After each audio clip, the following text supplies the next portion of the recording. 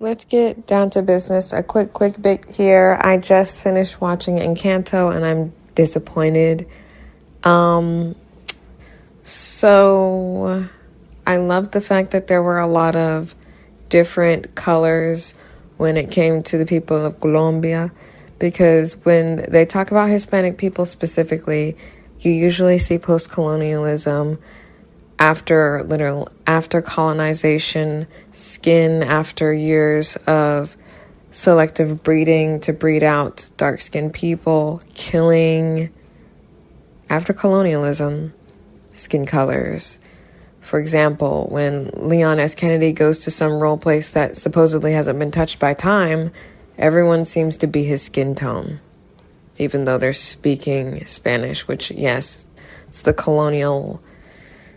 colonized tongue, but I don't know a lot about that whole situation. I just know I never see no dark-skinned people when they talk about Hispanic people, so I was really happy to see that in Encanto. The story is not even good, like from the Renaissance of Disney, all that, like a little after the Renaissance.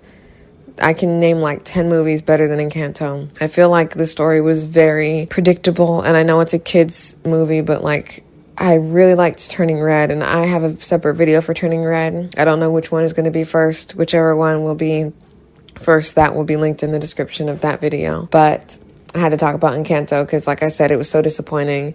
The music was great. I don't care if that girl... Like, my favorite song in the movie is We Don't Talk About Bruno and Surface Pressure. I don't care what y'all say. I don't care if y'all say that she was bad singing. I really liked it. I liked how raw it was, and I could relate to it. So that was the only good parts. The bad parts is, like, Bruno it makes no sense that he's there and the house doesn't talk about it. Literally, Bruno not knowing what the fortune meant with Maribel and the house defeats the purpose of finding him. There was no reason to find Bruno because he didn't produce anything. He just was there, left, and then came back. I don't know if it would have been better if he would have not been alive, or she found out he died and she was sad about it, and that brought the family together. It just felt like the best thing about Bruno was the song. They had no idea what to do with him, aside from saying, oh, I don't know why this happened, but good luck on finding out. Like, okay.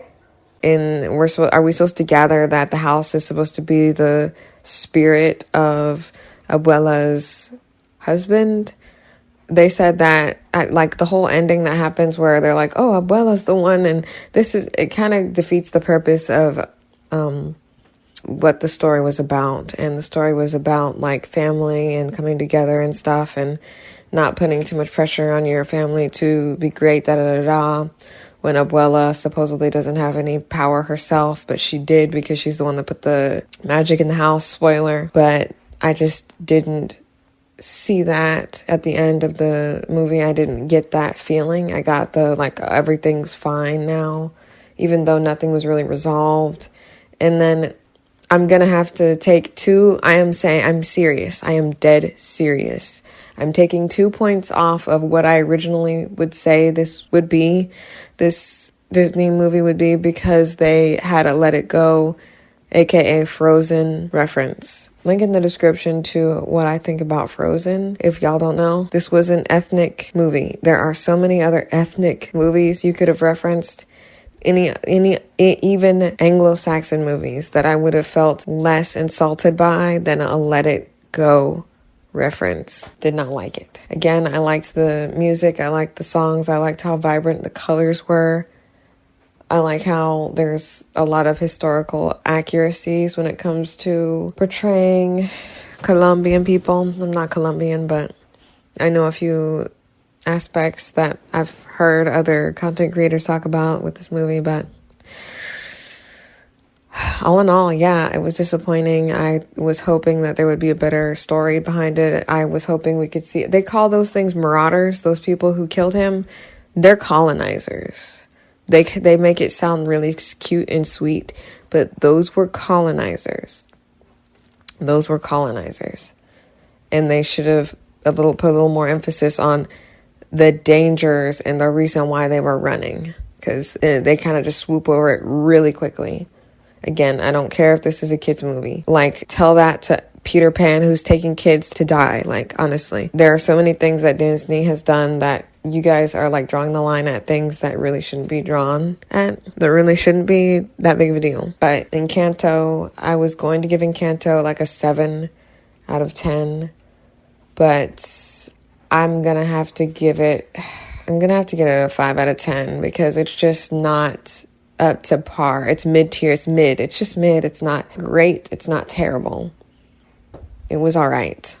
And I liked the music, and I don't think Maribel was a good main character. And I felt like Luisa was so one note. Like, we heard her talk, and then she was crying the whole time for the most part, and that's kind of annoying. I really don't know why they did that.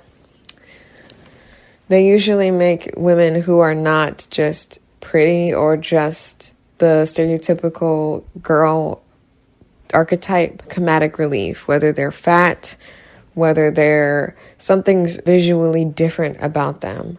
And I feel like Luisa could have had better characterization without making her the comedic relief character. This movie goes by way too quickly. It's a musical, and it's a little less, like, between Turning Red, I literally watched Turning Red, then I watched Encanto. I feel like Turning Red was better because even though there was singing, it not necessarily was a musical, but guess what? Let's do something. Let's do something real quick. Let's compare Encanto, a musical, to another musical with a story behind it, Hercules. I felt like through Hercules, we learned more about the main character, Hercules, through the movie than Encanto. And I can understand that Encanto is called Encanto and it's not called Hercules, which means Hercules, it was his story. But Encanto is the family story. What I'm saying is, even though we knew all those people and we got to sit there and learn their powers like through a song or whatever, I feel like there was 30 minutes of the movie that is missing. It feels too short. And I don't know how long it is because it went by pretty quickly. Meeting Bruno, learning what had to happen, seeing it happen, and watching the conclusion happened too quickly, and I didn't like that. The characterization of a lot of characters are not done properly or enough for me to actually care about what happens. There's no stakes, and no one has to suffer anything from the end. Like, at the end, no one has anything. There's nothing like, why did we go through this? Everything's back to normal. I thought they build the house and then they would have to deal with not having powers anymore. And I'm not saying that they can't have powers. What I'm saying is I think Maribel should have had powers at the end and no one else should have. I'm saying that there could be one person that kept the powers and it should have been her. She should have gotten a power. Because as far as I know, she doesn't have one. And here's my thought. I watched the movie and I thought it was strange that she wiped her hands on her dress, because everyone else who touched the candle and then touched their doorknob and everything was fine. I think because she wiped her hands, that's where the magic went. But that makes me think that the magic is within the dress she was wearing. So I don't know if they added some stuff to it as she grew or if she just threw that thing away, but I think the magic is still in that dress. But that's just my hypothesis. That's my theory. But all in all, like I said, 5 out of 10. Do not put Let It Go. I'm telling you right now, you put Frozen, any reference to Frozen that I can find that's really evident. It was very evident. Bruno said it. Very evident. I'm knocking it down 2 points. I am. And I'm standing by it because there's absolutely no reason why you need to have Let It Go. Frozen, we're done with that. It's over. You are no longer going to be able to mine money, currency from just that movie alone. Do something better. But I'm done. Hope you guys enjoyed. I hope you guys liked it. I recommend watching Encanto, but it's very quickly. Literally, it's very quick. It's like a TV show. With all these TV shows coming on Netflix and HBO Max that are almost movie long, you're going to have to make movies longer because I'm starting to feel like movies aren't giving me enough substance. And Encanto is one of those movies. The whole Venn diagram of a storyboard, of the starting, beginning parts, climax, resolution, all that crap happened too quickly. We didn't have enough time to get to know everybody and their powers or understand what was going on by the time it was over. I didn't like that. And I am just now looking at the runtime between Encanto and Turning Red. Encanto is 1 minute less than Turning Red. And I still found Turning Red to be of substance and Encanto to not be. So what does that tell you? Maybe it's because there's more songs in Encanto than Turning Red that are sang by the people. But something had to be done differently because I felt like we got to know more characters, even side characters that had nothing to do with the main family in Turning Red. But I'm not going to talk about Turning Red here. If you want to know my opinions about Turning Red, keep an eye out for that video. But yeah, I'm done.